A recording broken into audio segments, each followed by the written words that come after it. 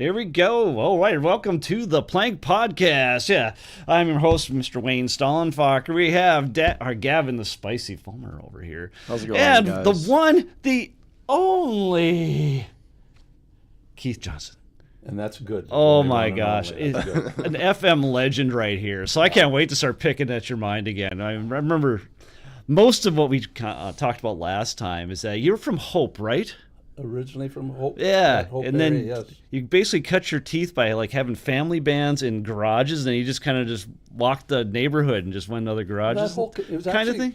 The Colgate community, just a small little community. Yeah, and the whole community, the families, my mother and two other families, the parents were in bands, and then the kids grew up and we played music, and I just thought that's the way it was. And when I moved away from home and you found out that other communities didn't have that. I just thought, well, what the heck's wrong with that? Isn't that the way it's supposed to be? Yeah, it is the way it's supposed to be.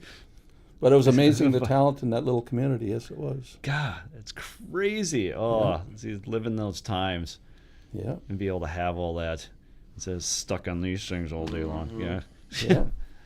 Yeah. You said we had a big room on the north side of the house called the North Room. And we had those record players with a big cabinet with you slide open and yes, like a console type thing with real tone. And that's how you learned songs. You'd sit in front of that and take that tone arm on a record and you'd play a part. If you didn't get it, you picked it up and set it back, and you just kept doing that over and over and over. That's awesome. See, other than figuring out that it's not real technical engineering or anything, but it's just like just having the patience and everything else to be able to do that. Not like today's YouTube where you can put it down like half speed and you can sit there and follow along watching the fingers and everything else. I mean, you didn't know there was a different way to do it back then, so that's just the way you did it.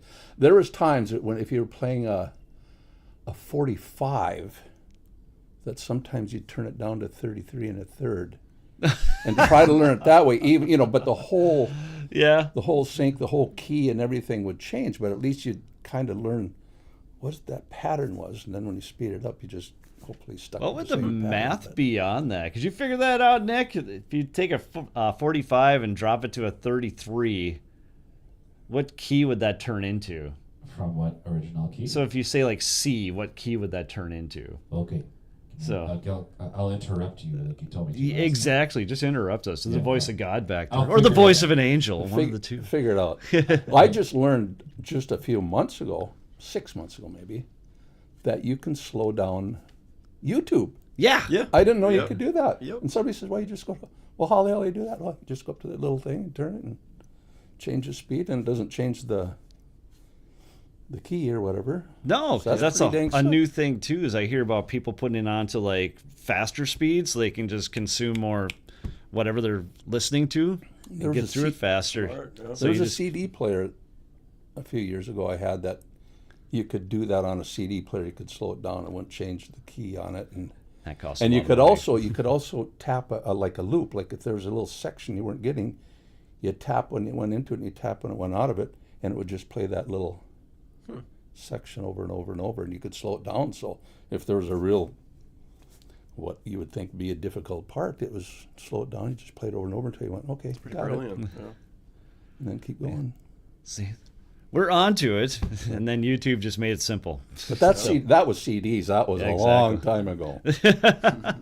Yeah, no one really has CDs anymore. It's kind of fun now. It's like VCRs are actually becoming not important, but they're becoming expensive again, because if you have a working one, nobody has them anymore. So if they want to go back and watch some old videotapes that grandma or grandpa had or whatever, even their parents, you have to go searching for them. And it's like CD players and DVD players, they're going extinct. Like nobody has them anymore. So having physical media, we'll get into that more at the end of the show. I know that, but it's just like, it's just when my kids crazy how everything's just streamed now. When my kids were younger, the thing to do was you got a camcorder. It was one of those you'd set on your shoulder. Yeah. You'd put a regular old regular VHS tape in it, Yep. So I had boxes and boxes of VHS tapes of old movie of that. And my son here. Do you still have them?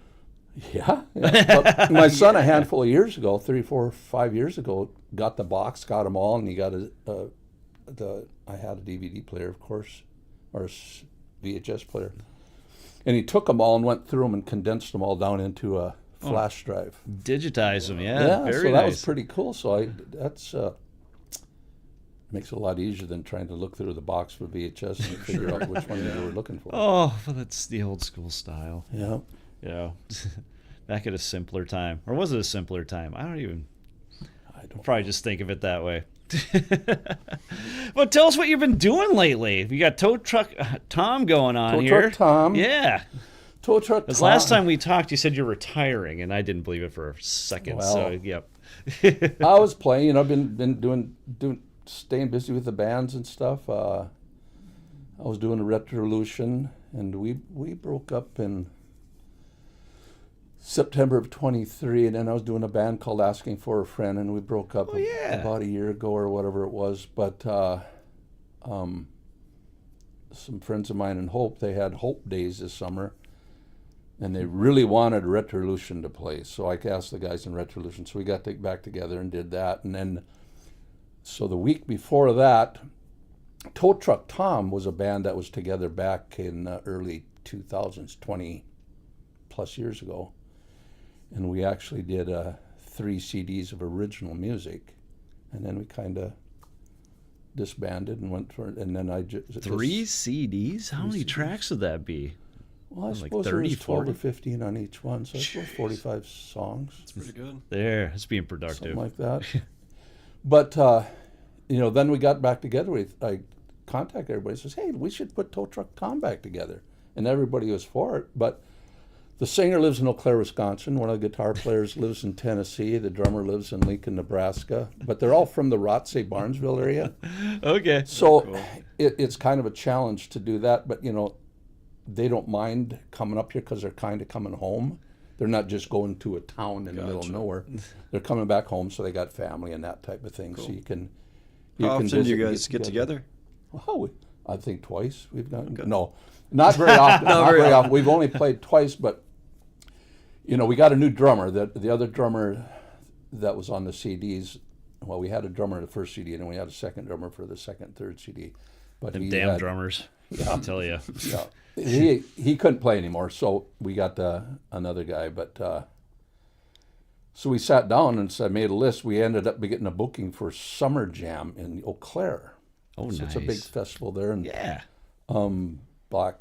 Black Crows and Collective Soul and Leonard Skinner, and some of them were playing it. So we got in on that. Of course, we were on the side stage. We weren't on the main stage. It That's doesn't really matter. You're cool. still in the vicinity. It was yeah. fun. It was fun. So we had to get together and put together, you know, we played for an hour, I think. So we put together 15, 18 songs or whatever. But, you know, we all said after we were working on those songs, you go back and you kind of relearning your own songs. And we all kind of admitted after we were playing them and learning them, we went, hey, this is some really good stuff, you know. This was fun and it's good. But I think, and I truly believe that when you're doing it, you know, it was kind of a project back then, I think. You wrote songs. You had enough songs, you went and recorded it, and then you wrote songs, and you went in and recorded it, and you wrote songs, you went in and recorded it. So it was I don't want to know if I want to say the word task, but you're working on the songs. Right. Yeah, it's You're work. writing them and doing that. It all is. And then you record them and you kind of take a breath and go, okay, God, yeah, we got that done with. And then the band kind of disbanded. So now when you go back and play it, we're not writing it and we're not working on it, we're not preparing. We're just going in and learning it. We're going, now we actually can take time to enjoy what was there. Going, Oh, exactly. hey, this is fun. You know, this is some. We got it's a 6-piece band, so you got two guitars. So we do a lot of harmony guitar. 6-piece. So it's like To organize all those people, especially when they're spread out like that. So that's where the That's internet comes into incredible. play. yeah. Well, we So- haven't done much with that, but we can. But Okay. back then we were all together. But you know, it's kind of a Allman Brothers, Outlaws, Molly Hatchet type band, like a southern Very cool. Oh, Texas man. Yeah. rock types, country, or I don't know if you want to call it country rock, but a lot of harmony Southern guitars, rock, and, yeah. and it's really fun stuff. Actually, really fun. Very cool. So All right, it was I fun got it. putting that back together. And then we did a Doe for Joe in north of Fergus Falls. It's a festival they have every year. I think they've been doing it for Yeah, they 15, just had an 15, 20 anniversary years. for that. yeah. Yeah, So but that was fun. We got to do that too. So I got an answer for that. okay, question. Ansel, 45 to 33. So 45. If we're in a KFC at 45 rotations. Yes. And we go down to 33, which is 73%. So, my God. We would now be in the key of G sharp. That's a good normal key to play in. Right. Yeah, Is that a minor sixth? it's something weird. With Okay. an augmented, no, however, I don't know. It's enough about down. guitar. So Yeah. it'd be like an augmented third. Okay. Well, and as a bass player, you just memorize the pattern. So if I know the pattern in G sharp, when it's time to play it in C, you just move the pattern to Right. C and just keep playing. And it's not a perfect relationship. It's just. I wouldn't think so, but it's just interested. Gotcha. 70-some Approximate. percent. Wow. I didn't think it would be that much. But no, if you can figure out that tool, I mean, that'd be helpful back then, yeah. That was one way to do it then. So No, we were talking about Doe for Joe. So I can't remember how many years it's been going on, but I know they just had an anniversary. I was just reading some stuff on that. I think so- it's her. Well, was it the 20th anniversary? Yeah, could have I been think- that I think it was long. the 20th. I've played that probably 8-10 times. I played it when it was on a flatbed in Elizabeth, right next to the Silver Dollar Bar in Elizabeth. And now it's a big festival. It's kind of out in east of Elizabeth, north of Fergus Falls. It's kind of out in the field. You know, this year, gosh, I think there was probably 150 plus campers. You know, people camp and you got vendors, and it's like a 3-day event, and there's probably 2-3 bands each day, so it's actually a lot of fun. Just 2-3 bands each day? That's Yeah. it. Okay. Because Maybe 4 bands. Gavin's dad's been talking about getting like a local festival Yeah. going on here, like maybe Over at through the the TAC. TAC or something, and just start building a festival out of that. Just pushing out live music to all these young bucks out there that Yep. maybe know it's there, but they haven't really experienced it yet, and then Yep. see if we can get those hooks set in again. It's a lot of fun. Well, that's I believe Joe. If those guys are listening to me, I don't know if I'll get this correct. I think I or vaguely if they remember do the listen story. to it. But I believe he was a motorcycle rider, and Yeah. I think he passed away in his late 20s, and I think it was cancer. That's that's all the I think. beats that I'm hitting in my head. So And so they do this every year. we're wrong And, together. If it's and this year, I think they produced almost $115,000. And what they do is they find families that are fighting cancer within the family, and they go out. So I think they donated like $14,000 to each family. So that would work out to maybe 10 families. They went very out and nice, gave them a yeah. check. So it's a great cause. That's a great cause. Yeah, Yeah. Sure. exactly. Yeah. So my family is victim to cancer as well. So it's like I keep saying I'm 4 years older than my mom was. That's a horrible. So, it's a I don't know. To horrible- me, it's a win. So I'm just like I don't know if I'll catch my dad, but we'll find out. It's a horrible illness. That's for sure. Yeah, fuck cancer. Screw it. Says the voice of God. Yes. But anyway, yeah, that's fun. So we got to do that, and then so I did the Hope with the Retrolution, put the Retrolution back together. And then Yeah. I put the Tow Truck Tom. We put Tow Truck Tom back together for that, and then I did the Blues Fest with Deb Jenkins' band. Oh, So excellent. kind of at the same time, I was learning 3 different sets of music, but that's fun. A lot cool. of fun. And I've played with Deb Jenkins before, and her husband Mike. I've been in bands with him a couple different times. So, but See. it's good old blues. I And like the he was blues. going to retire. Yeah, we'll see what we can do. What kind of got you into music? I guess when I you're grew up in young. at home. I gotcha. Everybody grew up. My mother was a piano teacher, and she played keyboards. And my oldest brother's a singer. My youngest sister's a singer. My older brother is a guitar player, and he's 5 years older than me. So he just got me into it. I wanted to play bass. I just always liked bass. Very cool. And I think I'd mentioned this before. My brother Dean is a great guitar player, great vocalist. He's a one-man band. Okay. You know, he just sings and plays a million songs. So all he needs is a drummer and a bass player, But Gotcha. I told my brother, I think I was 12. I started playing bass. I says, "Hey, I want to play bass." So we'd sit in that big north room, music room at home. And I'd sit and practice, and I'd get frustrated. I didn't have the patience he did, so I'd get mad and walk out. And he'd sit in there and keep playing. Pretty soon I'd come back in and say, Okay, now show me that again. Yeah, you yeah, know? yeah. So that helped, you know. But we just had it. Imagine Mother was being it in was that just there. environment these days. Yeah. Oh my gosh, yeah. I think I was the only musician in my family. My brother played trombone. I guess my younger brother played guitar a little bit, but I was like, got a guitar magazine, and then it just sat there. It looked nice. Yeah. I've run into some of my younger kids that play trombone, you know, and they go, "Oh, I should wish I'd have would play guitar." This I said, "Go on YouTube Yeah. and watch Trombone Shorty.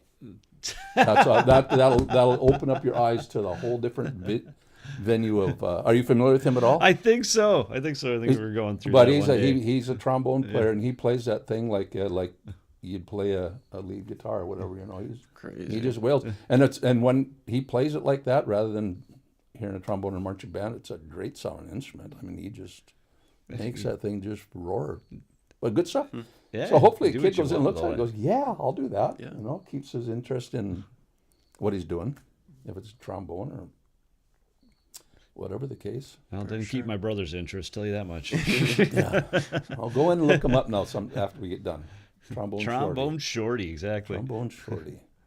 Great trombone player. very Good cool. stuff. So you've just been busy for the past few I've been- months here. Yeah, kind of relaxed after that, but I've just kind of made a commitment to join up with another little group, and so I'm working on Just a little. a new set of songs, but it's a little bit more laid back. It's a gal. It's called, her name is Nika, and she's from the Philippines, Okay. Wow. and she married a guy from this area, I think, and they moved up here. So it's just her and a couple acoustic players.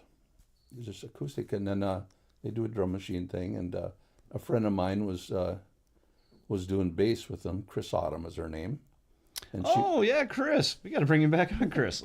she moved to the cities. So I went in and said, "Yeah, I'll do that. It sounds like a lot of fun." And she's a great singer, this Nika gal. So I'd go on and look at some of her stuff, but it's she's pretty well known in the Philippines, I guess. She had a page down there, Facebook page or web page or whatever. She's got over 7,000 followers, so I guess that's a couple people. And Just a few. she's a really good singer, and it's a soft rock, or I call it soft rock. You know, it's I grew up with Deep Purple and Led Zeppelin, and all that Yeah. fun stuff. Oh yeah. But I'm sitting down learning those songs, and I'm going, "What in the heck is this bass player doing?" I mean, every song is like, I didn't, you know, it's just way more involved or complicated, whatever, the music than learning like Tush, you know, something Okay. like that. You know, and I'm going from one extreme to the other, but Yeah. it's a lot of fun. I've only had one practice. I guess it was maybe just a tryout thing, but so now I've been working at home and make my notes on these songs. It's just, so we'll see what happens with that. That should be fun, I think. Oh man. Yeah, I can't wait for be a lot that of project fun. to come out. Yeah, that'd be That should be a lot fun of to fun. watch. Yeah, I just it's a whole new vein of music for me, you know. You just got to keep exploring. Yeah, that palette It's goes on it's, forever. Some Eagles, Peter Frampton, some Journey, Carpenters, kind of along that lines, a little mellow rock, I guess you want to call it, or whatever, but fun and really into it stuff. I'm just going, I've cheated. I have to go into YouTube and I have to look at the song Hey, that's bass all right. cover. That sounds and like me. watch the bass player go, where did he go here? No. Oh yeah, that's what he's doing. We've all been there. Every That's once in a while, all there'll be a right. drum part that I just sit there and go over and over again. I can do my fake counting in my head, but I can't quite figure out how it works with a click. And then I finally just give up and then look on the old interwebs, and it's like, oh my god! Well, you find out when you're doing those bass cover stuff, if you do them, you find out that there's two or three, or I suppose there's a bunch of guys that do it, but you find out there's 2 or 3 or 4 bass players out there that you kind of follow, because you can watch a part on a song and you can watch it through 4 or 5 different people. Yep. Bass cover, and each guy will play a little bit different. You Yep. know, okay, which guy's right? Not you like know, Nick. Which is right? Right. You know, and sometimes it's just that half a note where you, Yep. oh yeah, he's playing this flat there or whatever, you know. But see, there's a guy in, Yeah, who are the guys you watch? I think Czechoslovakia. There's a guy named Konstantin something. I think he's from Not familiar. Czechoslovakia or something. But he's got a ton of that stuff, and he seems to know his stuff. So if I can find him to to watch some of that stuff, I use him. Very cool. He's pretty good. All right. Constantine? Yeah. So shout out Constant. to That's his first name. Constantine's something, but it's a big Czechoslovakian or Yeah, I think he's Constantine Bass, he'll Czechoslovakian. pop I up. think is what he is. But Okay. anyway, cheating, and then the old slow down YouTube thing. But going back to my Oh, brother, you young bucks. I think that's working You don't know smart, what it's though. like. going back to my brother, I said he was a one-man band. He knew a million songs, and I played three-piece with him, me and a drummer for a lot of years. And we'd play a 45-minute set, and it would be a 45-minute medley because Dean, my brother, would play along. And then pretty soon in his head, he'd think of another song, so he'd just go into another song. And I'd go, "What are you doing? Yeah. I don't know this song." Yeah. And then he'd go from that one to another. But I guess in the long run, I think I have to go back and give him credit for that because I think it was great ear training. Oh, it would be. You Yeah. learned For sure. to hear when he's going to the 4 or the 5. But he would do that once in a while. I'd do that, play along, go to the 4. The 2. Throwing up the Nashville chords. Yeah, do that stuff. That's cool. And I played just enough guitar so I could watch his chords and kind of see what he's doing, as long as he wasn't doing these weird jazz chords. And stuff. I don't know what those are. Just play a bar chord. Right. I can follow that, or the open chords. But I think I got some good ear training by doing that. So and that helps also with some of that stuff. But No, crazy. But we got to talk about what gear do you use nowadays? Then are you trying to downsize, or didn't you used to have the big rigs back in the day? Oh gosh, I had a Fender 400 PS. It was called, and it actually had a big stand and had a handle on each side of the head. So 2 people could lift it and put it on the stand. 2 people could lift it. It was a 400 PS. It was a big tube head, so I suppose it was a 400-watt tube head, I think. Oh my 400 PS. God! I know what a 100-watt tube Yeah, is. right? And it had the 2 big. I had 2 big cabs. They were the 18-inch. What do you call them? Reflex, where the bulges out in the middle and the speaker's Okay. actually in the middle. Yep. Oh, yeah. Is that called a fleet reflex? Am I Oh, saying That's that a right? Nick question. You're talking Nick porn right now. But anyway, I had 2 of those in that head, and then I went to an acoustic 360, I think it was the head, and then of course I had the Ampeg SVT with the Ampeg 810, the fridge, whatever. Oh yeah. I just played the Blues Fest with Deb Jenkins, and they had their back line was an SVT 810 Ampeg. 810. And I plugged into that. Don't go to the wet Yeah, now I know why this. Don't go to the wet room. Don't look in the wet. But no, Where I the wet room I've is. found some really good stuff it's lighter. I'm talking about it's lighter, it's smaller, but it kicks. I bought a Gensler setup. It's a Gensler Magellan 800. It's an 800-watt head. I think it's 6 pounds. It's the class. 6 pounds. It's the Class D stuff, They're like, And I bought 3 cabs. I bought they're called a 12-3 array. So it's a 12-inch speaker, and down the center, it's got little 3-inch speakers. Oh, Rather than having a interesting. tweeter or a horn, Yeah. it's actually a little paper speaker, but they're only a 3-inch. And God, I don't know how many there are, 4, 5, or 6 of them. But I got 3 of those cabs.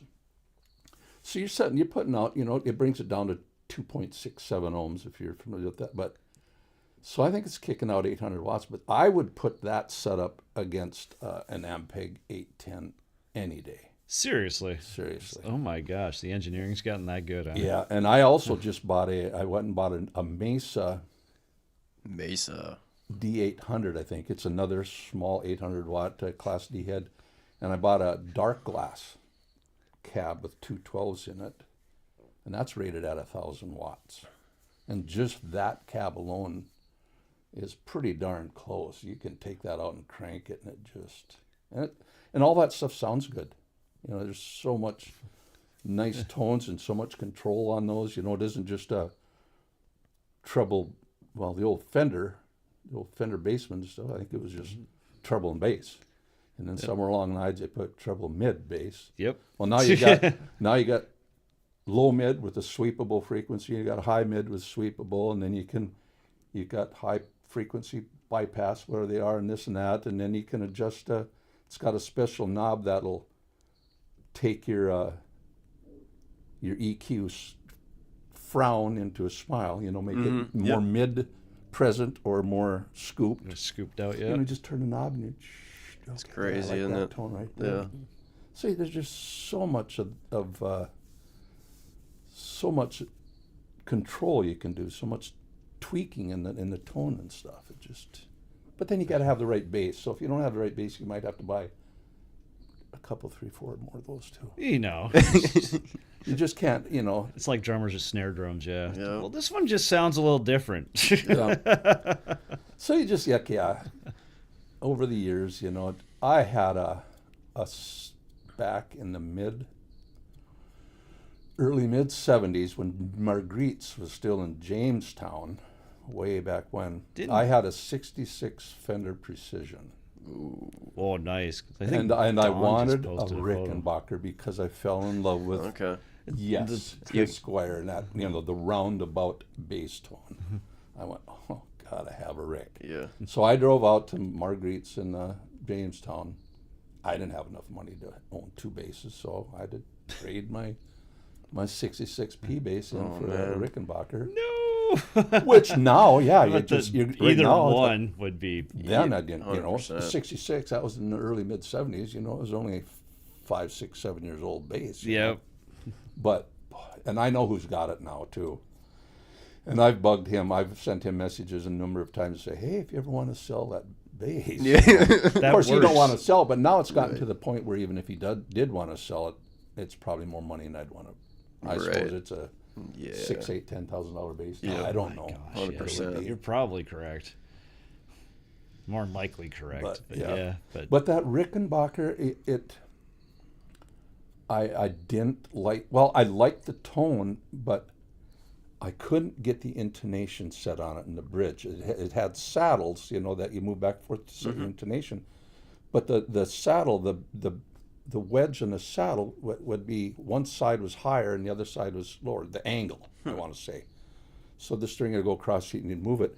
And there was a couple of them I couldn't get the intonation set. I couldn't move it, so I had to take it apart and turn that saddle around, so I could get the bridge part that would go on.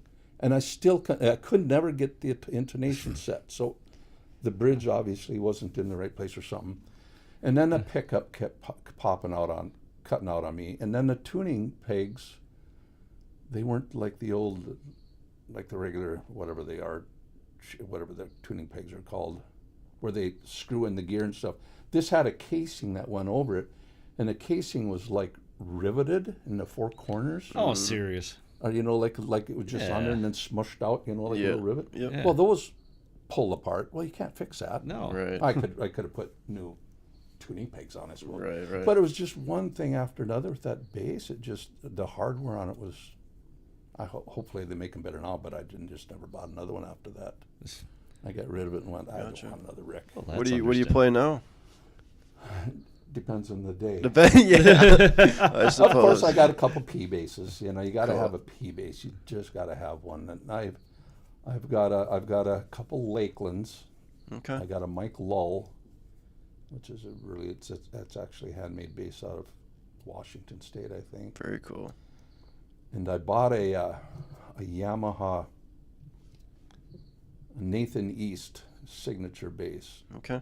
And I it's got to beautiful, beautiful bass, but it was heavy. Again, I'm going back to the weight thing. Yeah. It was heavy, and I just couldn't get the tone, so I actually swapped with a guy on talk bass, I think it was, and I got a Warwick CV5, it's called. And that's Hold on, you wanted something lighter? I wanted something like You got a Warwick.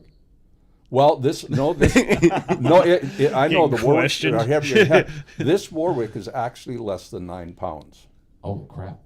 So I don't know if it's chambered or what the deal is with it, but that was one of the selling points. Obviously, was the weight on it. So that's light. That Mike Lull bass is probably under 9 pounds. The Lakelands that I have, they're probably around 9 pounds.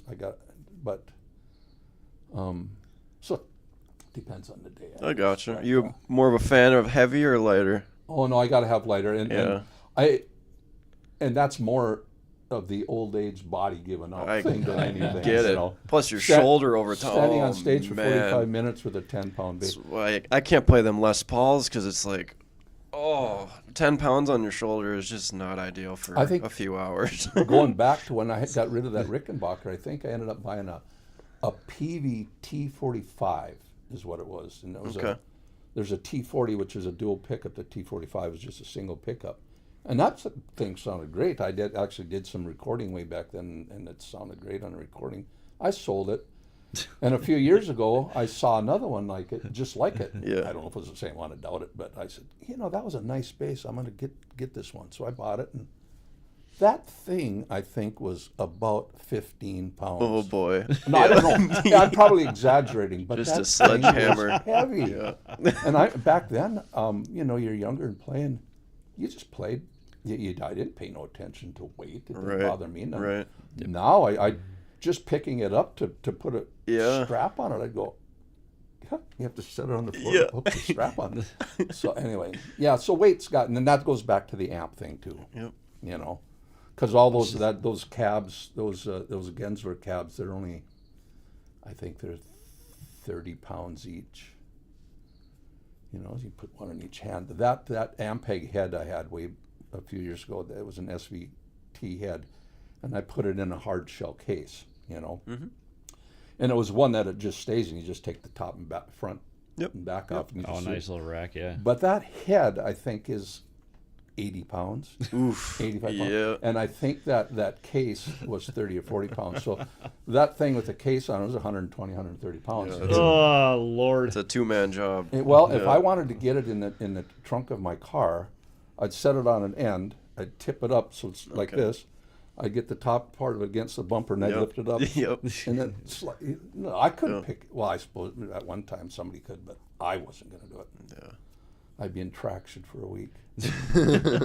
But they sound good. But so that's a lot of this stuff I've been buying now is I want something that sounds good, but it's got to be light. I've been paying a lot I of get it. attention to that. Exactly. I get it. And and it's out there. You just got to go get it. Some of it they don't give away, but you just got to bite the bullet. Oh, it's just like my Gotcha. drum set. It went from I used to run a 6-7 piece all the time. Now we're down to 4, and I'm still trying to figure out if I want to Yep. shed a cymbal or two now. Slowly going Just down. Like the Stray Cats do. What do you have? A kick, snare, and a Yeah, hi-hat? Joe Rudd from he just Front stands Fenders there keeps and- talking to me about that. He's like, that's all you need. I'm just like, so I tried a couple times just in subbing gigs, and it works, but I don't know. I guess I'm still more ambitious enough to drag Do more stuff out. The old Neil Peart drum set. Oh, yeah, he can go all the way around.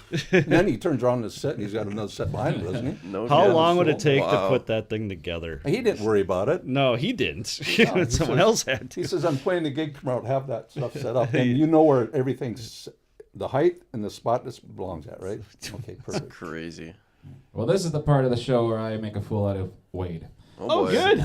I like that. So, we did this before with trivia when Brett was here for guitars. Oh, we're going to go bass this time? Well, we've been talking a lot about amplifiers. Yeah. So I thought it'd be kind of fun to talk about bass amplifiers. And it's I'm also still going in to be... awe that you can go from a 400-watt tube that probably weighs, I'm going to guess 80 to 100 pounds. Oh, it was more than that. Okay. It had a handle on each side, and it took 2 people to lift that one all the time. That had to have been a 2 people each. that had to have been a 150-pound head. Jesus. And you're having twice the wattage or whatever, and it's 8 pounds now. It's like, It's wild, yeah. That. Technology. The amp I used last night was 400 watts. Crazy. yeah. Yeah, that thing doesn't weigh that much. Anyway, here we go. First question. This is in a weird order, so I'm going to change it because this first one was dumb. Weird order. But, okay. Which brand's B15 Portaflex became the studio standard in the 1960s and 70s? Wade has to answer first. I'm going to go with Vox. Okay. Gavin. PV. And what do you think? Ampeg. Yes, Ampeg. Ah! It's no fair. He's a ringer. Portaflex. Portaflex is Ampeg. Yeah. No idea about bass amps. Other than the Bassman. That's the only amp I know, really. What does Ampeg stand for? American something. I don't know. Thought it was amplification something. Well, you're close there. Amp EQ, Amp. It's a dumb name, I promise you. It's a dumb name. It's amplified peg. Amplified What? peg. Are you serious? Yeah, so it's nicknamed after the founders. His name is Everett Peg? Halls. No, he had an invention for a pickup for a stand-up bass that attached to the end pin. Okay. Or the peg. Huh. So it's amplified peg. Oh, so it's for his other invention. He just Yeah. drew it in. That's just clever marketing. I knew the answer to that. I just didn't want to show off. That was like that conversation we were having about the amplified basses, where you can just have the stick like Duster has, Yeah, NS Designs. and it's all you need. You don't need the big body on it or Right. nothing. Yeah. At least they Just have do the those single fancy string pickups. one? Yeah. Yeah. The single string one. Single string, yo. Stretch it That's out. all you need. That would be fun to watch. Okay, what brand is Lemmy from Motorhead most known for? God, I should know this. Guitar you're talking about? Killed by death. It's the amplifier that Lemmy, the bass player from Motorhead, played. Oh, his amplifier is. I know what his bass is, of course, but Just the brand, that's all I'm looking for. Yeah. I just picture him standing it in front of Marshall? it, but I can't read it. What do you think, Wade? Keith said Marshall. What do Yeah, you I think? know. I'm just going to run back to Peavy, but Okay. I know that ain't right. All right, Gavin, Man. these are hard. That's okay. Yeah, that is a tough one. I might have to go with Marshall, People have to too. look these up. I might have to Marshall go. or a high watt or something. Yeah, something like Answer that. is Marshall. Okay. Super Oh, bass. Okay. I was just trying to be different. Yep. What company introduced the first dedicated bass amplifier in 1938, designed to accompany the Fender Precision Bass? Fender? Dan Electro. And I'll go with Vox again. That was a trick question. The Fender Precision Bass didn't come out until 1951. Oh, my goodness. Come Oh. on. I Wait, hated that. wait. I just really thought that was Way a to funny go. question. Oh. So, but Electro was the first one. So good job. No kidding. Ah. Yeah. It was not too far after. Okay. Okay. I'm looking for something here. There's a very good one because we were talking about the SVT. I'm going to the say standard. something. As long as you're looking that up, I'm going to say something real quick. Going back to Marshall, if you're an old Deep Purple fan, old John Lord had that grungy keyboard sound. I believe he played through a Marshall stack. Really? Oh. That's how he got. I suppose he had a Leslie or two, but I think he also get that. A lot of his tone was because he was driving a Marshall stack. That's really cool. I think. All right. So the SVT was released in 1969. What set this amp apart from other bass amps at the time? What do we think? What makes the Ampeg SVT so famous? It was large, and you could drop it out of a plane that wouldn't break. Okay. Well, it was a tube, but I suppose there was other tubes back then. But I'd say that you could do. I was going to say bias, adjusting the bias and stuff, but Sure. I don't know if that's the case or not. Most power at the time. Gavin, you're right. Oh, boy. Yeah, 300. It's always the easy marketing part. It was the first 300 watt. But this all one goes tube to 11. power Yeah. at the time. Cool. Okay. Lucky guess. Yeah, good job. Proud of you. Thank you. Dang young bucks. What does biamping mean? 2 amps. I was going to say, it's not like a crossover type thing. So you have one for highs, one for lows. Yeah, 2 amp. Yeah, if you had 10s and 15s or something like that, you 1 amp for one amp for the other. Yeah, pretty much that. It's basically if there's a speaker and it has 2 different speakers, like a speaker cabinet has different speakers in it, you can have an amp or 2-channel amp or 2 amps go to separate speakers. Years yeah. years ago, I'm going back again. Years ago, I had a cabinet, 2 cabinets with 2 15-inch JBLs in each cabinet, and I was running through some sort of a stereo. What was it? Stereo power amp. Anyway, I ran one, and this is when I had the Rickenbacker, because the Rickenbacker you can run. It has Rico sound. You can run 1 pickup to one channel and the other pickup to the other channel. Oh, interesting. So I had one pickup going to one channel through one set of 15s and the other pickup going through another channel to the other set of 15s. And I'd set one set so it was just tinny and thin, trying to make it sound as much like a guitar. Yeah. And the other side, I'd just make it as fat and Yeah. boomy, as muddy as I could. That's smart. And then I'd blend them together, and it just, you had all that big beef, but you had all the clarity in it. I'd like to go back and hear it now. I don't know if, I think it must have sounded great, but maybe it didn't. I might be thinking that. How did you have to have 2 plugins? How did that work? It's got a double plug in the Okay. back, and I was gonna the say, Rico, I suppose you run it like a stereo cord. Okay, yep. You know, with a tip ring and sleeve or whatever. And then I suppose it had a double cord, and then when you come out, it would split off, and you'd plug one into each side. A sound, trying to remember what the heck the name of that amp was. But anyway. That's cool. No, it's just that filter of time. You get, I think of things that I did in the past, and I was like, that must have been awesome. And then you go back, actually hear it or Yeah, we see went it. back You're and just like, what the hell was that? Well, I think I back then I'm thinking it was the cat's meow, but maybe not now. I don't know. Yeah. All right, one last question. Just All 'cause right. the other ones are done. This one, he's already. Keith has already said the answer to this earlier in the conversation, so this is going to be a test if you're paying attention. What is the nickname? Who is less hungover? Okay. Probably Wade. Maybe. What is the nickname of the commonly used Ampeg SVT 8x10 cabinet? What is the nickname for the Ampeg SVT 8x10 cabinet? Dang it, I knew he said it too. Yeah. No, I keep going back into the Frigidaire, remember what he said. refrigerator. Oh, the fridge, yeah. But I don't think that's it. I think that's just a name I came up with. Okay, I want you guys. I'm gonna guess the fridge, yeah, I don't know. Okay. Yeah, Wait. sounds right. That's where I'm at. What's the answer, Keith? Fridge. Yep. Sweet. It's the Oh, fridge. dude, I'm not that special. I See, keep I calling don't- his amp the Frigidaire.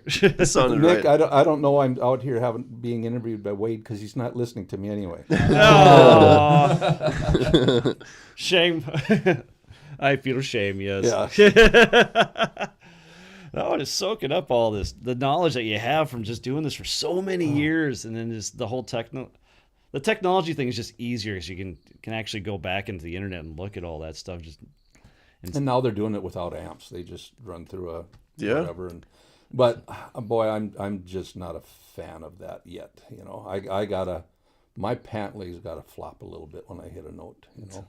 Oh yeah, Gotcha. so you've been kind of, I don't say fighting that, but it's just more on, they got the amp sims nowadays, and that brings us into the AI. We're walking to where I want to go, but you know, it's I think even Nick just brings out and he just has a pedal, and basically it has all the amp simulations that he wants on there, and they're not perfect, but you know, close enough for an audience member isn't going to notice, Right. and all that. But I mean, it makes it even lighter. Yet, Well, then you're Right. using in-ears, so you don't need monitors. Right. And, you know, so Yep. it just I love my in-ears. goes back to the old weight versus, you know, you're making everything as simple as you can and easy as you can. And Yeah, because me and my son, we had an argument yesterday because we were talking about just the aesthetics of Pirate on Cassette. And he thought it'd be really cool if we actually went back and got the gear from like the 80s. And that'd be a nice shtick to put into it, you know. So if you're actually sounding like the 80s because you're playing through the 80s stuff. And I was like, Gotcha. you're going to carry that crap? You're right. Yeah. You're gonna...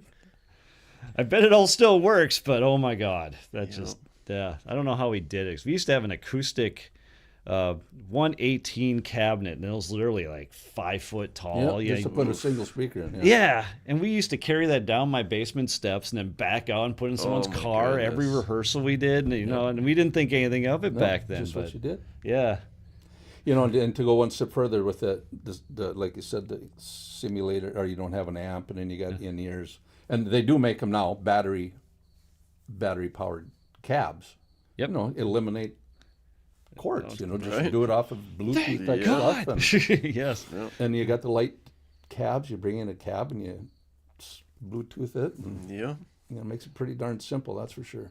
I love all that stuff, but those fancy batteries you put in there, how long are they actually going to last? What's the Yeah. life expectancy on this, and are you able to actually swap those batteries out? Because will those batteries be obsolete by that time too? It's like they you're going to be don't. able to find them anymore. Won't last forever. And then when they start going bad, they start on fire. Well, that's a good stage show. Yeah, I'll go with that's that one. Not only did they have good pyro, but they burnt up their speakers. Yeah. It's like the, Not was by it the Who choice. that burned their stuff all the time? The only problem with that is they were done for the night. You got to write that in your contract. If spontaneous combustion happens, we still get paid. Right, right. Oh, man. Yep. That'd be beautiful. So let's get into the future then. Like, what do you think you see that's coming up, that's happening? We're just talking about amp sims, and you still like the feel of it, but that's just the old school way of actually doing that. 'Cause that's basically, I think, the reason why we still have acoustic drums, because it's so much easier with an electronic kit. You don't have to dial in sounds or nothing. You just hit it, and it's perfect every single time you do that. But, the furniture out on the stage looks a lot nicer than those little plastic slabs that they have, Well, and even though they fake it every once in a you while. still don't have the electronic sound. Just isn't. It's like an analog versus digital to me for boards and stuff. There we go. The digital, and I'm not going to slam any band or slam anything on this, but if I go out to hear band, they're running digital and they don't have any amps on stage and they're doing in-ears, the balance is there. I mean, it's so easy. You got your pad, you set it all up. But the tone, the tone, and I don't think the normal person notices it. And maybe I'm The imagining, normal person. maybe I'm imagining it I myself. love where you're putting this. But the sound is just so. I always want to use the term brittle or plastic. It doesn't have that warm Right. tube analog type sound to it. It's just, and it's there. It sounds good. The balance is there, but I just don't think it has the. Is that more the stage wash you're kind of missing there? Is that what we're thinking? Or Yeah, well, just Am I the whole just putting thing. words in it's your just mouth? just going through the electronics of an amp and acoustic drums, and I know the difference between analog and digital. It's just, it's like going to these little Class D amps of mine. They're little solid state amps that you use, but they just, like I said, when I went to the Blues Fest and I plugged into an Ampeg, and that tube tone, it's just like, that there it tube. is. Yeah. Just Where there. were you? It's just, you just hit the note and you just go, gosh, that sounds nice. Right. And you can buy distortion pedals, and you can buy this and that, and you can buy overdrives. Try to get that tube. It's a simulation, but it just, as close as they want to ever get, it's just not going to be the same in my eyes.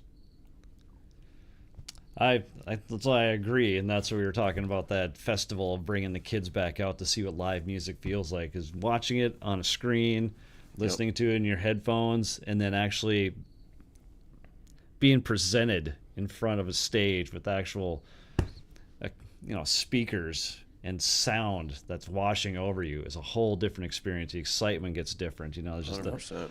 the synergy of having all the people there. For some reason, it just that makes the music better. Yep. And I had a couple. I don't know the science behind it, but I had a couple boys that raised a couple boys, and I don't know how old they were,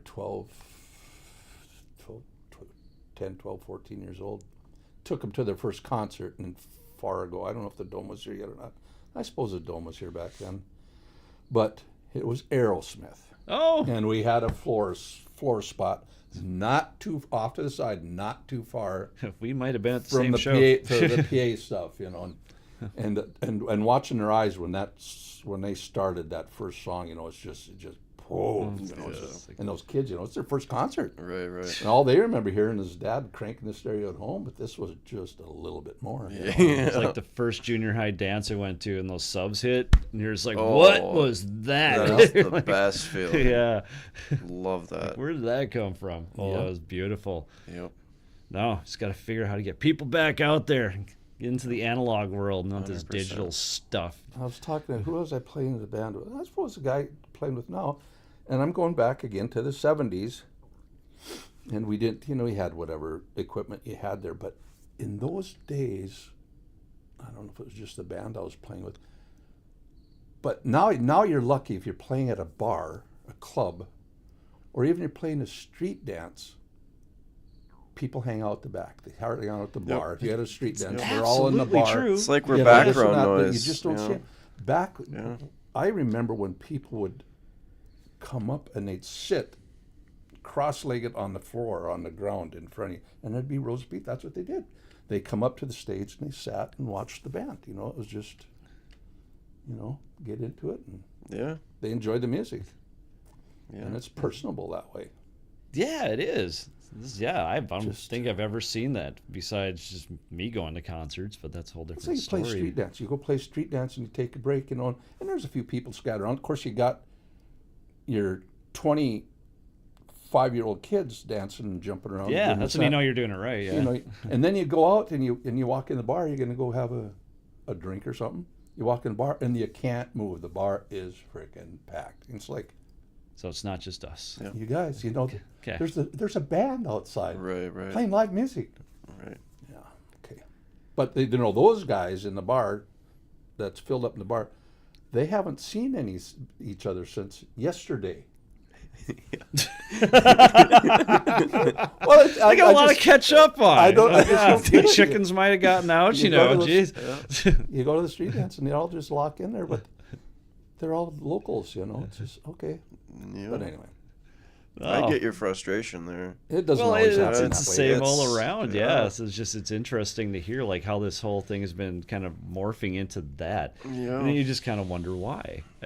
I don't really get do it wonder why. either. It's like, do these things actually take over your senses that much? They must, huh? So, and then that's where I always come up with the AI. I know Nick always cringes at this, but I always like talking about this part because we're walking into it right now as we speak, and it's getting better and better as we go along here.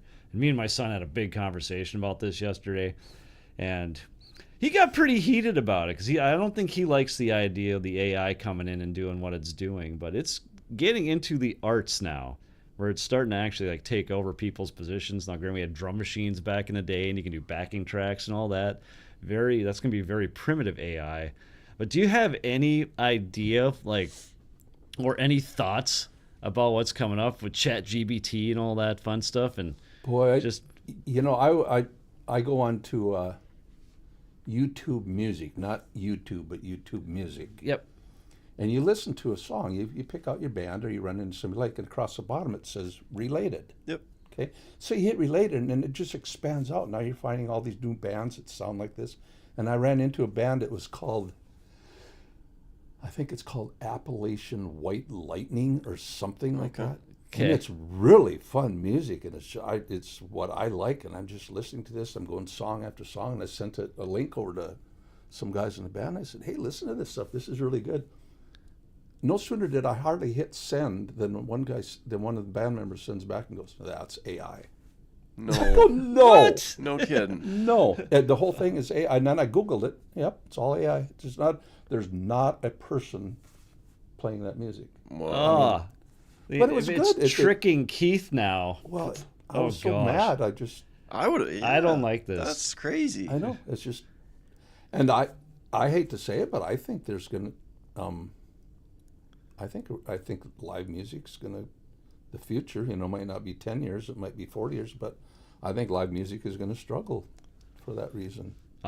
That's where I'm kind of at. Is like, is it going to go to the wayward? Because I always talk about the idea of like, you think Back to the Future Part 2. That's where I always go to. Is that they walk into the house and it's just like the lights are off, and lights on, and the lights come on. Now, Nick can do that in the other room. He talks to his lights all the time, and they change colors and stuff for him. And I'm just like, now what if you walk into a room and you had a real bad day or a real great day, and you're just like, play me a reggae in, you don't even have to say like medium tempo about certain person that whatever, and they'll just write a song for you on the spot. Don't you?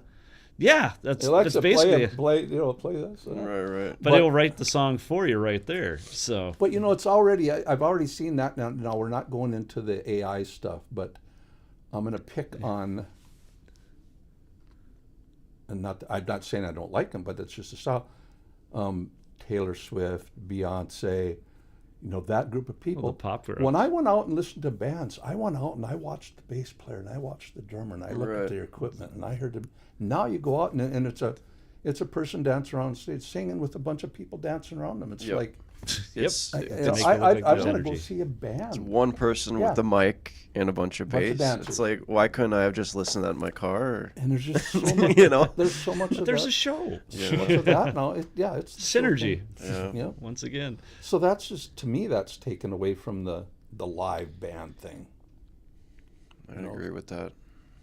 Yeah, but is it because they're not exposed to it, or I think I was talking with you last time about like you used to play like 6 nights a week, right? And then all of a sudden they had like the laws changed, and then everything kind of dried up from there. I don't know if it was so much, but maybe it's part of the laws. But yeah, in the late 70s, early 80s, mid 80s, I suppose maybe close into the 90s, there was clubs all over Fargo. I could probably name 10 of them, a dozen of them, that had live music, and they played Monday through Saturday. Yeah. At every one of them. And when you went around to these clubs, there was people in them. It might not have been wall-to-wall people, but there was enough people in it, so it was... Which I call analog Facebook, but that's me. And now you got 3 or 4 clubs in town that do music, and they only play on weekends, and you go into the club sometimes, and I don't want to be a Debbie Downer on this thing, but sometimes you're playing to the bar help. It's like, oh, where's everybody? It's true. Well, when I was working, I'd say to people, they'd say, hey, when are you playing in town? I'm playing this weekend. Oh, great. Where at? You tell them. And then it was either, oh, no, not that place. Yep. Or, when do you start? 9 o'clock. No. Oh, that's my bedtime. Right. That's you guys can't, you couldn't stay up till like 11 o'clock one night this week. I know. Joe Rudd and I have had this conversation constantly. It's like, not saying that the people that go out are getting older. They are, but it's even the younger crowd. They don't like staying out past midnight because why do you need to stay out past midnight when you can do all your stuff basically in your living room if you wanted to? So he was talking about like bringing the times back to like starting at 4, even 5 o'clock, and it ends around 8, 9 o'clock, and then you're done. So even have that. I have my boss that I'm working under at Prairiewood now. I'm just like, hey, we're playing Specs this weekend, and he's just like, well, if it starts around 5, and we'll be talking. I'm just like, okay, here we go again. Well, I think the way I understand it, if you go to the bigger cities, and I want to say bigger cities like Chicago, L.A., they are running music at 6 to 10 or 7 to 11 or something like that. They're fun. Yeah. But I think it's ideal when you have a bar on a Friday night, if you have a local bar and they have happy hour from 5 to 7 because they want to get the work crowd in. Yep. Okay, come in. You're done working. Get in here, happy hour. Okay, now I think happy hour ends at 7. The band starts at 9. So these guys say, well, I'm going to go home and grab a bite to eat and take a shower, change clothes, and then I'll be back out. No, they don't. Get home and the big screen comes on. Yeah. If the happy hour is from 5 to 7, the band should start playing at 6:30 before happy hour's over. Oh, nice. And you're overlap. just going to keep those people, now the Right. band's there, you're just going to keep them there for another 1, 2, 3, 4 hours, and hopefully you'll have a decent crowd, and the bar will continue to make more money because they kept the crowd there. But That's another great idea, yeah. I don't know why they don't do it, but... So I know they say that they play at, I might be getting the venue wrong, like the Elks or something, and they'll start at 4 and they'll end at 8 o'clock, and they say the place is packed all the time. Last time I talked to him, he said there was people waiting, and they were there early trying to get in to watch them between 4 and 8. And I'm just like... Yeah. So I don't know if that's the new ticket or if that's just the new way of doing it, but I do understand that the bar people want you to play in order to hold whoever is there, so they stay until 1, 2 o'clock in the morning to keep purchasing beverages and all that stuff. So I understand that marketing side of it, that you end up just being a beer salesman at the end. But it's like, would it be more beneficial to go earlier on that? I think too, maybe it's not a good thing for people. My dad, a friend of my dad's who was an alcoholic. My dad didn't drink, so I'm not going to put him in that category. But he always said, and you probably heard his saying, one drink isn't enough, and 2 drinks is too many. That's how he'd say it. Okay. So you'd have a drink. Well, 1 ain't enough. You're going to have a second one. Well, now when you have a second one, guess what you're going to do? Yeah, but I'm going to keep going. Well, it goes back that wasn't Gavin. That's what happened last night to me and Nick. And it goes back to that. If you catch them at happy hour, even if the band plays from 6 to 10, if those guys came in at 5, 6 o'clock for happy hour, and now they're still there till the band quits at 10, they're not ready to go home. You'll probably have them there till you're probably kicking them out at closing time. Get the hell out of here. Yeah. But I don't know. That's I don't know. Another way of looking at it, yeah. There's string to that. But then they have the AI coming. I'm going to go back to this. Is that we were talking with a guy who was blind, and he was all excited about the new autonomous cars coming. And then he made a great point. It's like, yeah, they do have autonomous cars already, but they're all in the perfect environment. Places like LA and stuff where, you know, they don't have to deal with snow or adverse weather or whatever else. So as soon as they start figuring that out, which is like we talked about a little bit ago about, you know, there's a song, it sounded great. So they're getting to that level of detail just for itself to figure out. When's it going to be able to figure that out with a car and safely get you there? So will that open up the area of having people be a little more social instead of sitting at home and just looking at the screens? Now they can actually just get into something and it'll take them to wherever they go, and you can actually like be one-on-one. And you went back to the bars when the bands were playing from Monday to Saturday. Yeah. And you're saying, did laws change in this and that? I don't know so much if the laws changed as much as I think the laws got much more strict with DUIs. Yep. 100%. And it got to the point where people didn't dare to go out and drink and drive home. Yep. And I think it got into it, and pretty soon people, I think the off sales got a lot more busy because they'd buy that and they'd have garage parties or sit at home and do whatever the case is. But I think now you got, well, Uber, I suppose, the same type of thing. But, you know, if you can just do something like that, you can stay out and party all you want, and you got to ride home. You know? Yeah, exactly. So you can, have fun and do what you got to do.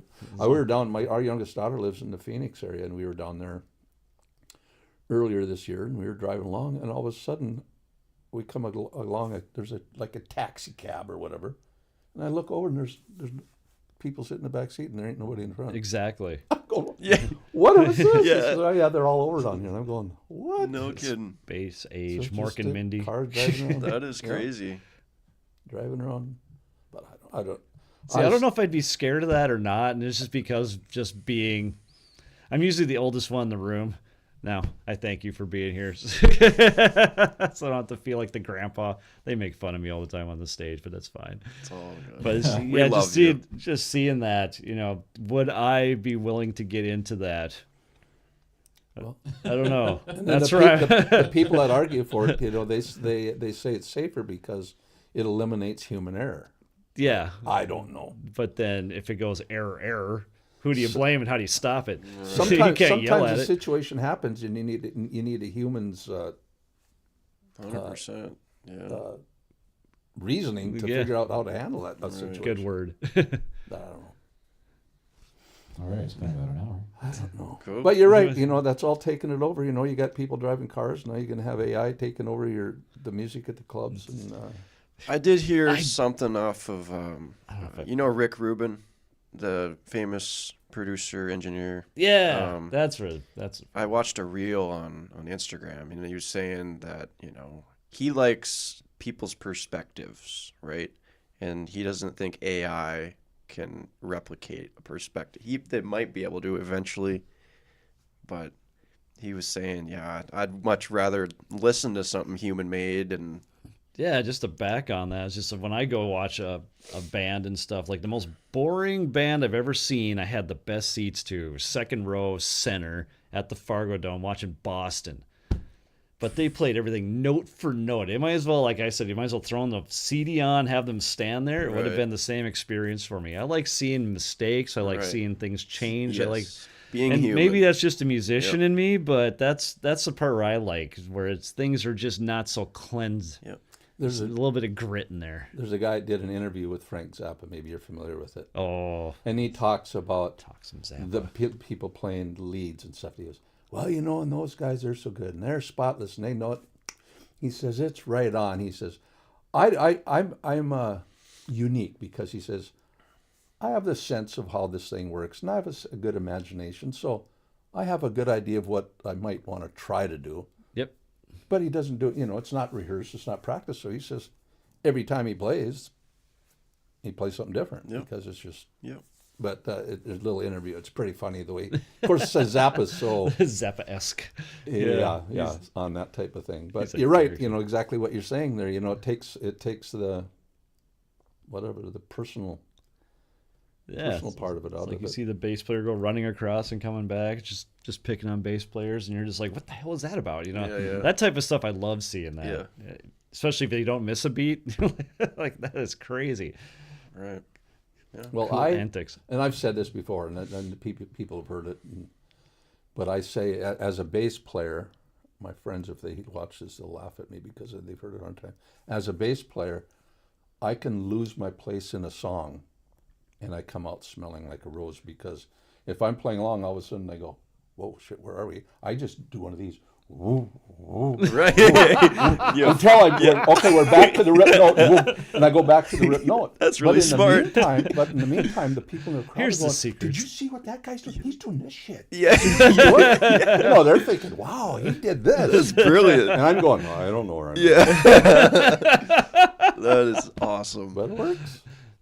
Letting out the secrets. No. Oh, That Yeah. is smart. That's great. Or if you're going down and you don't know, you're doing a lick or whatever you want to do, and you come down, and it comes down to that last note. If you don't know where that last note is, you just come down and you go, damn. You just slide by it, Yep. whether it's that note, or that Yeah, note. you get them all. There. Got it. That's Just roll smart. it out. That's awesome. Well, Victor You learned some here. Victor Wooten says you're only a half note away from a correct note. That's It's right. true. It's No matter true. where you're at, slide up a fret or down a fret, and No. it'll work. You're back in. All right, we had a great time at the M&J for the past 2 nights, and thanks you for everyone coming on out and doing all that stuff. But we ran out of stickers, so we do have our fancy stickers here. I got the pink one and the green one, and I do need to make an order. So I want to do this. Is just that I want the first 3 colors that come up below. They have to be 3 that are identical. Then we'll get that one. But the green is off the table. This is going to be a very limited edition. If you want pink, or you find some other weirdo color out there that you'd like to see made into one of these stickers, write it down below in the comments, and then we'll go through, and then who has the most votes, or up to 3 or whatever, we'll pick that one, make the order, and then we can say that you're the guys are the ones that made that happen. So just wanted to put that out before we ended everything here. So it was great talking to you again. Oh, I hope it was fun. Yeah, So I we have fun. definitely. Always fun talking about stuff, music, and Oh, exactly. equipment and stuff. Where you came from and all that. It's just like where it's going, where it came from. It seems like such a fast arc, but time's a weird thing. But you got anything left for the good of the order? Like, where are you going to be playing next, or? Well, I don't have anything set up right now. I don't know what we're going to be doing. Hopefully, we're doing the tow truck Tom thing. We're got our sites out there looking for some. We're not doing the bar thing. We're just doing festivals or events or something like that. So hopefully, we'll get in. We backed up Trampled by Turtles a bunch of years ago at the venue, and Trampled by turtles. and a great name. one of the members knows those guys really well, and so we're just kind of laying our getting our sights out and seeing if we can't get our foot in the door with doing some opening stuff, for things like that. That Nika? Yeah, That's yep. See coming what up. I can do there. And say that sounds like a lot of fun. That's just another new vein for me, and I think it's going to be a little challenging for the stuff. I mean, I'm listening to that music and listening to it, and I'm going, Let you know you're alive. Yeah, Yep. no, I just I find out that the harder it is to learn a song, the more fun it is to play that song. Oh, it's satisfying. It's just you just don't get bored with it. Just gonna go back to Tush. I mean, how many you can learn Tush, and how many times can you play it before you figure, okay, so what's the next song? Right. And nothing against Tush. I mean, they made money doing it, and there's a lot of songs Yep. that do that type of thing. But I couldn't do all night of that type of thing anymore. But Well, becomes that time. Yeah, it grinds on out of you. yeah. Gavin, where can we find you at? Instagram, you can find us at Day of Bliss Official, and also on Facebook, Day of Bliss If you're Band, looking for I the think it grunge, is. grunge, yes, we're those also are the on people YouTube. for you. So, yeah. Did you have fun, though? Yeah. Cool. Awesome. Yeah, you can cool. find Pirate on Cassette or the Plank Podcast on the Instagrams all the way down to the Ticky Tacks and everything in between. So, you got to remember, if you're a bass player, your guitar player, or your drummer, has more charisma than your front man or person, your band may be in trouble. But that's Yep. why my band's doing just fine. So, until next time. Peace.